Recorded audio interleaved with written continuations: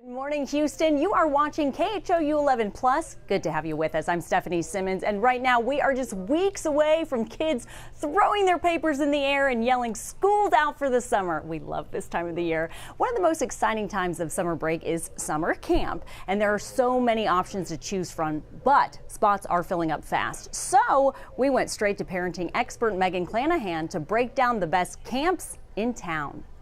Whether it's studying STEM for science or studying the stem of a flower, there are so many camps to choose from here in Houston. But first, you need to plan as a family.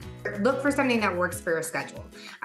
So especially if you're in the situation where you need to have like an early morning drop off and maybe a late pickup, there are camps that offer like before and after care. Megan Clanahan with Houston Moms is a pro when it comes to finding the best summer camps for kids of all ages and interests and the top choices in Harris County.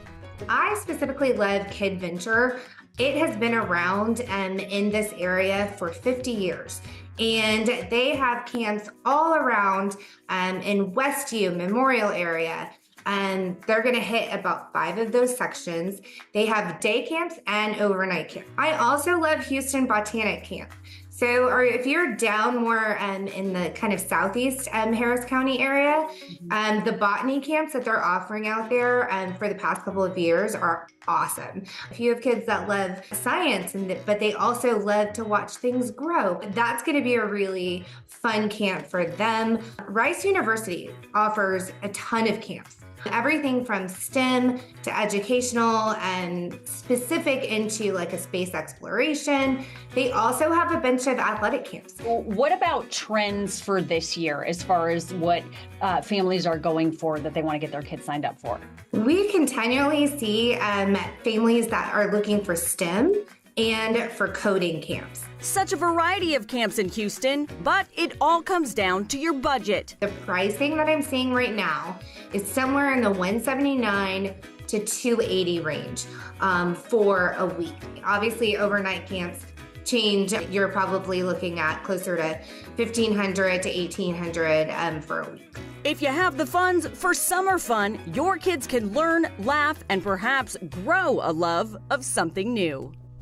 All right, a lot of good options there. This is a big talker, we know, for a lot of you out there, and a lot of you have already reached out to us with questions. So Megan Clanahan with Houston Moms is with us today. We appreciate you being here live because you have such great insight. And you know what? We've already received a question since we've been on for just a few minutes. So, all right, the first question is, are camps full for 2024 already? They are not full. There are some that are full. You have your most popular camps that fill up in like February and March, which sounds crazy. So you'll know better for next year, and I'm sure we're going to talk about that. Yes, we sure are. But there are openings still. And I think if you look at the less popular weeks, which is going to be towards the end of July and beginning of August, when people are kind of like doing last minute vacations and beginning of school prep, you're going to find some open sessions then too. There's going to be some lag weeks for sure. Yeah. Okay, and another question is, what age should I start sending my kids to summer camp? Oh, this is so kid dependent. I think you have to know your child. You know, especially if you're considering overnight versus day camp. And so for me, I have twins and they are almost 14, but my son was ready to go to overnight camp in 2nd grade. Oh, okay, so around 8 years old? He was like 8, and there was this show, and I can, like, Camp Kikiwaka was like I can sing like the little phrase of it, but he loved that show. And he wanted to do overnight camp. And my daughter was like, nope, not having it. They're the same age, different personalities. Okay. And so she wasn't ready at She the same was time. not ready. Okay. And so he went. Then she saw what he was doing, and so next year, like the next year, she was like, I'll do it. But you know, I think most kids probably from a day camp standpoint are ready to go in like kindergarten, 1st grade. Okay. I mean, they're already attending school, and so they're used to being away from you. And I think a lot of them are ready for those, like kind of, you know, especially if they're short camps, like 2 to 3, 4 hours. Okay. I think they can go. Yeah, maybe start them with the shorter camps and see how it goes. For sure. I I would not throw your kids into like a longer camp, especially when they're like itty bitties. And if they're used to daycare, it might be a little bit of a different situation. But I think a great way to start is with Vacation Bible School.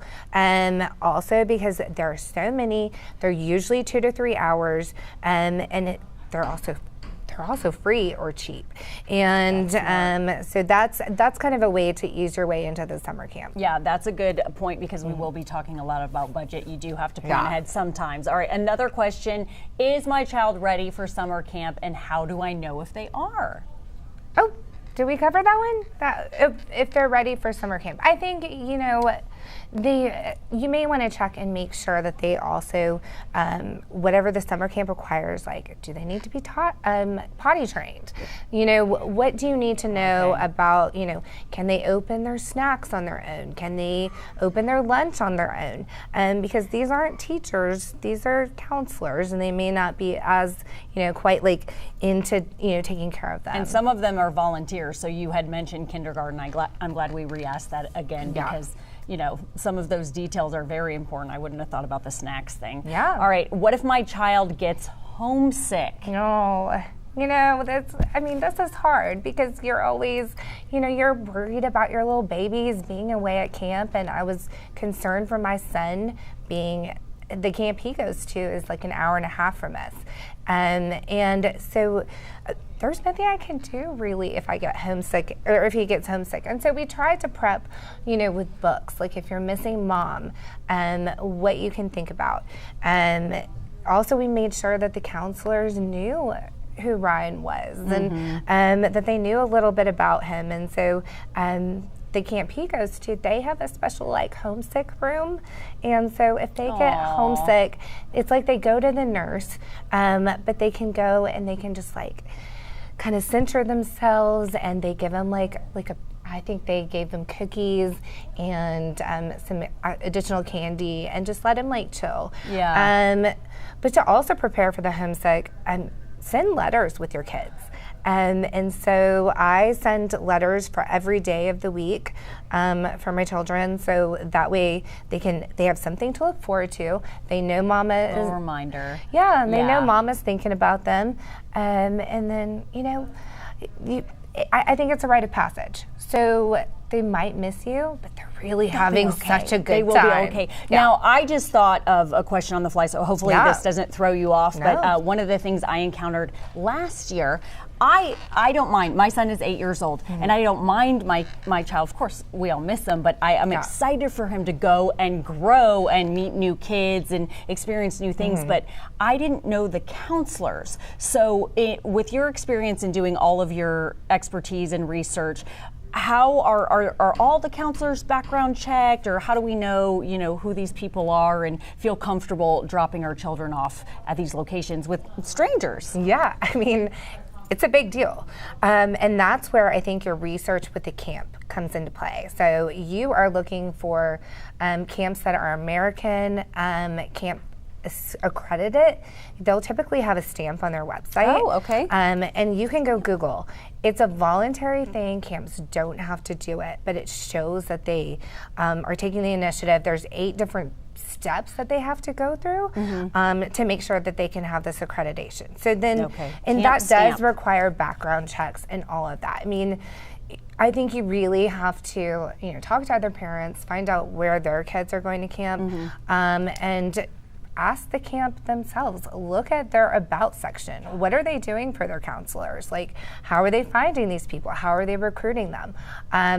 The camps we've always looked at, it is so highly competitive to even be a counselor. That's and good so to know. If it's competitive to be a counselor, you're getting like the top of the top. And so, yeah. All right, we do want to have a reminder real quick that we're going to be taking your questions live this morning. So all you have to do is text us. The number should be on your screen there, 713-526-1111. Once again, 713-526-1111, and just keep them coming. All right, we're going to get into the financial questions now. What are the options for lower income families? So I think this is where you have to look at the city of Houston. They have a great Parks and Rec department, and they have, I think, this year 52, 53 locations where they are running, I don't think they're free, but they aren't as expensive as the other. They're more affordable options. And a lot, so there's some programs running out of Title I schools. If you are lower income, I would talk to your counselor today, because a lot of schools are wrapping up. Ask them what programs they know of that are in your general vicinity in your area. Because a lot of times the counselors kind of know what's going on for the summer. They know the kids need to have a place to go sometimes. And that, not every camp is accessible for every family. And so I would start there. Good knowledge. All right. All right. Do camps have scholarships? That's a great question. They do. A lot of camps do have merit-based scholarships, and then they have scholarships based on income. Some of this, though, is that you kind of had to plan for it a little bit earlier. We'll know for next year, though. This is good stuff. This is good stuff for to next know. year, you want to start looking into that. Probably December, January, if you think that your child is going to go to camp. And there are a lot of camps, even for the camp that we do, we donate like an additional $5 a month that goes towards their scholarship fund. Oh, wonderful. Because you want other kids to be able to experience what your kids are experiencing. Money should not be a reason that a child can't have a great summer and learn new things and meet new kids. That is so important. Oh, for sure. And so, plenty of programs out there. I think you just need to identify what kind of camp you want to do, whether it's a day camp or an overnight camp, and then start looking at their websites to see what you need to do to apply for a scholarship. Okay, good info. Okay, this one, we were kind of talking about this off camera, so this one might require some additional research, but is there a Klarna type option for families, a go now, pay later? I think this comes into budgeting. I'm not wholly familiar with, that particular type of option. I mean, I think for most camps, you've either paid for it, kind of throughout the year. We start paying as soon as we pick our kid back up, we're starting to get monthly payments so that when we send them for next year, it's paid up. So I'm not totally confident on saying whether that's available or not. That's okay. Yeah. That one will require. That's a new question, like a 2024. This buy now, pay later type thing, especially with all kinds of different items. That's a very creative question, and we'll look further into that. But right now, that might require a little bit more Googling. All right. Do you think summer camps are worth the investment? Oh my goodness, yes. I think, what a benefit it is for our children to kind of be out of the norm. They have worked so hard throughout the school year. And like my kids, they're finishing 7th grade today. I want them to have a great summer. I also want them to meet other people that are not in our hood and who have, they've hung with all year. I want them to have, experiences outside. It's an opportunity to grow. It's an opportunity to try new things. If your kid, some people still have to work. Yeah. So, it's better than just having a babysitter at your house, For sure. too, because you're learning and they're around other kids. Yeah, and so they get to, if they've had an interest in coding or, whatever, and you haven't had the time during the school year to go and do it, go do a week-long camp for coding and see if that's something that's, their jam. I think some adults would be interested in camps like that, too, for coding. Listen, I'm interested in a sleep camp. Seriously. Can we do that? More than a sleep study. Yeah. Okay, so let me ask you this. You mentioned you had twins, but a lot of people out there who are watching have multiple children. Mm-hmm. Do you think it's beneficial to have your children at the same camp if their interests are different, or do you send one child to this camp and another child to this camp and have them grow separately? I think that's such a hard decision because I as a mom wanted to have some time to myself for, for the time that they were at camp. Like, I needed it to benefit me, too. I mean, that sounds selfish, but if you're a mom out there, it makes you a better parent. I needed 2 hours, 3 hours to myself. And so I always sent mine to the same ones, and for the most part when they were younger. You have to decide if you want to be driving around town and dropping off, and pickup times are different and all of that. If you can make it work logistically and it doesn't drain you, then I say go for it. If it makes sense, and there's a lot of camps that they're going to have different focuses, like the Kid Venture one that we talked about earlier. A lot of different things. They have a lot of different focuses, so you could potentially have your kids at the same place, but they're doing different programs. Yeah, and listen to your kids too. And the reason why I thought of that question is I remember, and my mom, bless her heart, she was just throwing everything at the wall, trying to see what we liked. But my sister already liked tennis camp, so she took me to tennis camp, and I hated it. So then Stephanie went to dance camp. You know what I mean? Right. So it's like, if you can make it work, or do you find the benefit, just try something new. Yeah. All right, next question here. How do I go about using FSA, flexible spending account, to pay for camps? What qualifies and what doesn't qualify? Okay, so we should be clear that I'm not a tax advisor, right? Oh, you're not? Okay, see, that's why I had you on, Megan. I thought you were.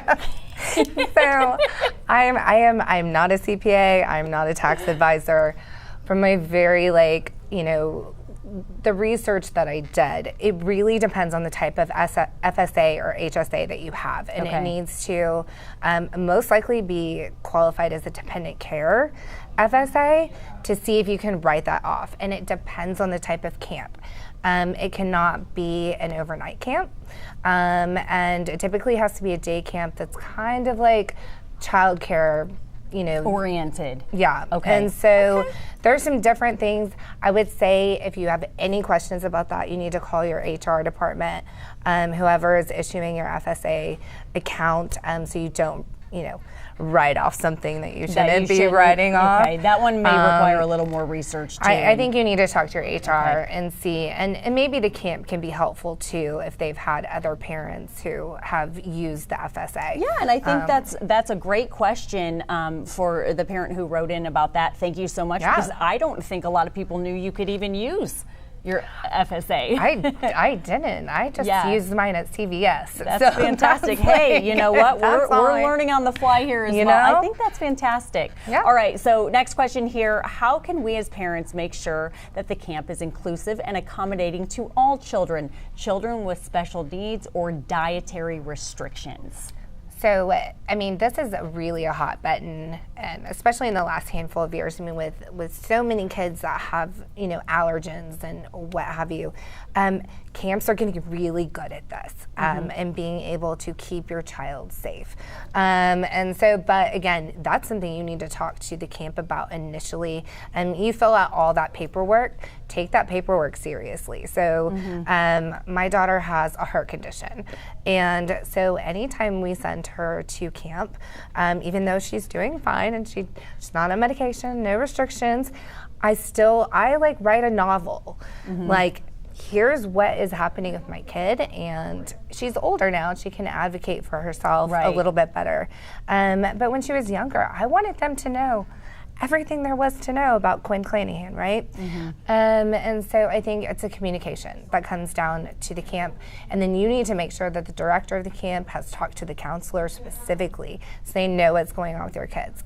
Now, and if there's if maybe there's special needs, disabilities, whatnot, there are some camps out there that have special needs camps. That they children are in wheelchairs or visually impaired children. Right, and they cater specifically to them, and specially trained and all of that. But the camps are out there. You have to look a little bit. But there's even camps for kids who have severe peanut allergies, so they can go away to overnight camp, and the parents don't have to worry. Yeah. Because it's a big fear. It is, for sure. And the counselors themselves may not have children and may not know immediately. Yeah. So, okay, that's good. All right, next question here. How do I best prepare my kids for overnight sleepaway camps? You in particular are a pro at this. Yeah. You have a checklist on your website. We do, and we have also an overnight packing list, and so overnight camp packing list. We also have one for day camps too that is up there, but because once, like we said in the thing, once they're away, you really can't like get to the kids again. Like once you drop them off, thing, folks. Okay. I mean, there's some freedom there. where Don't forget the undies, okay? But you know, there are certain things that you want to make sure that you've. So do your homework. Yeah. Download the checklist from your camp specifically, or if they don't have one, grab ours. And at least get the logistics done. Then you can kind of go into the emotional part of it. Let me ask you this. What's the most forgotten item when it comes to sleepaway camps? Especially for parents who are doing this for the first time. No, you know, I think theme nights. Yeah. They have, a lot of these overnight camps have really fun theme nights, and they'll be like missing an article of clothing, and then, you know, like, if it's Hawaiian night and you don't have your Hawaiian shirt, you know, so pay attention to things like that. But they tell you in advance. They don't just bring it No, on. no. All that's up there. You don't want to be the only kid who doesn't have the Hawaiian shirt or things like that. I mean, so pay special attention to those. I think packing enough like underwear and socks. I told you. See, I said that just a few minutes ago. I would double whatever they say. I would double it because it's hot, y'all. And they do different activities, and sometimes they're swimming. They're going from the pool multiple times a day. Outside, and then they're inside, and no, I mean, and there was 1 week it like rained the whole time they were there, and you just want to make sure that you have enough of the undergarments. Pack like a woman for the kids too. Okay, Yes. we pack for every season, even in the summer. Pack like your 3-day trip is like a 12-day trip. You got it. Right? Yeah, you can't be too sure. Okay, all right. What are the benefits of day camps versus overnight camps, and how do I decide which is best for my child? Oh, this is so much just knowing your kiddo. And, you know, like I said, my son wanted to go to overnight camp. He dies to go to overnight camp every year. My daughter went once, and she was a one and done. She did not want to be away that long. She likes her own personal space. Yeah. Some may say it's a little princessy. You have to try it, and then if they don't like it, and she just it wasn't for her. A day camp is much more her style, and she just preferred that. She wanted to come home at the end of the evening, and so I think you need to know: can your kid take a lot of stimulation for 7 days? Can they really be away from you for 7 days or 6 days, whatever it may be? You know, for day camp, if you have kids that are a little bit clingier, in the best way clingy, then day camp is probably going to be your better option. Route. Maybe try that first. Yeah, I mean, definitely. Yeah, I wouldn't go from like preschool right into overnight 0 camp. to 50. You know what I mean? Yeah. I would probably try to stagger that a little bit. Smart. All right, we just got this via text. Okay, earlier you mentioned VBS, Vacation Bible School. This person wants to know, what if I don't belong to a church? Can I still send my child to VBS? That's a great question. Such a good question. And the answer is yes, almost equivocally yes. Vacation Bible schools are put on by churches, and they do it as a ministry. And so then, you know, thus a lot of them are free or low cost. They're not going to be your all-day childcare. They're typically going to be 2 to 3 hours for 4 to 5 days during the week. But I will tell you, and no, you don't have to be a member. We were VBS hoppers when my kids. Oh, you hopped. Okay. I mean, take advantage. Like when my kids were young and I needed that, you know, couple hour break, we hit up all the local churches in our area, and then they can meet new kids. Yeah, map it out, and we also have a huge VBS list on our website, right on there, so you can go find it. Tell your website again. It's at just HoustonMom.com, and if you go, it's like right on the home screen. It'll say VBS, and it's separated geographically. So north, south, east, west, we got you covered. And I will tell that viewer too, I actually did VBS for my son 2 summers ago. We were not part of that particular church, but I heard it was the best one in town. I got in through a friend who was a member, okay? But those fill up very fast, so you want to hop around and make sure, because I think I had to sign Dash up for that. I did get in. He loved it. Yeah. And it was much lower cost, but I think everything was full by March. So that's just a side note on that. Some of them fill up, you know, some of the larger churches, they fill up pretty quickly. But there's some, I'm still getting requests to be added to the list. Fantastic. But they still have openings. Yeah. And just like 2 or 3 this week. So make calls immediately on that. Okay. Yeah, I would hop out to that. All right, next question here. How can I assess the safety and supervision standards of a potential camp? Yeah, well, we talked about the counselors earlier being background checked and kind of the process to go through that. Yeah, I think the accreditation, knowing if they're accredited, I think if you are sending them to camp, that perhaps they, you know, run you know, a daycare. They're probably accredited and approved and all of that. You know, I would look to see, again, the background checks. What are they doing? And then maybe see if you can observe the camp. Or, that's a good idea. You know, if they, I don't know, if they don't let you do that, it might be a privacy issue. But, you know, I think this is where talking to people and really finding out like what your friends or your hive mind groups on Facebook, your community groups, if you see any red flags, or if somebody is saying, you know, talking about something, that's probably not the camp you want to go to. What are some of the red flags you've heard of that maybe we should watch out for? Oh, just probably counselors not paying attention to your child, not listening to, you know, maybe instructions that you've given them. If you're not getting callbacks from the camp, that would be a red flag to me. If you're not getting feedback from your counselors, then I think that would also be really important. We've always sent them to camps that we got feedback at the end of the day, whether it was just like a quick note that said like, hey, Quinn loved going down the water slide, and here's where she's succeeded and here's where we had a little trouble. But we got kind of like a report card at the end of each day. And so that we knew, especially when they were like younger and they couldn't verbalize everything much, that we kind of knew how their day went. And you could see the pattern too as the weeks progressed. Yeah. All right, what are the signs of a high quality camp program? So I think that's one, is the feedback, just knowing that your child, you know, is known and that you know exactly what is going on with them during the day. I think you can look at websites and tell pretty quickly if this is, you know, how legit. It's organized, and you know, I think you kind of get like that, you know, gut feeling.